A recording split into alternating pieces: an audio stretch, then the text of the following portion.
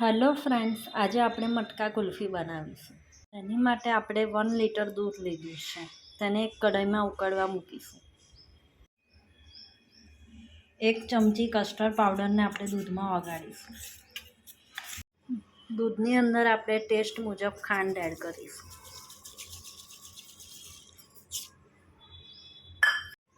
ત્યાર પછી આપણે થોડો કરી કસ્ટર્ડ પાવડરનું દૂધ એડ કરીશું. તેને મિક્સ કરીશું. આપણે ગરમ દૂધ એડ કરીને કેસર ઓગાળીશું.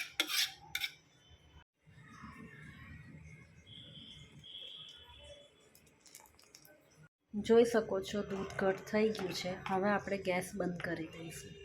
આપણે મટકીઓમાં દૂધ એડ કરીશું.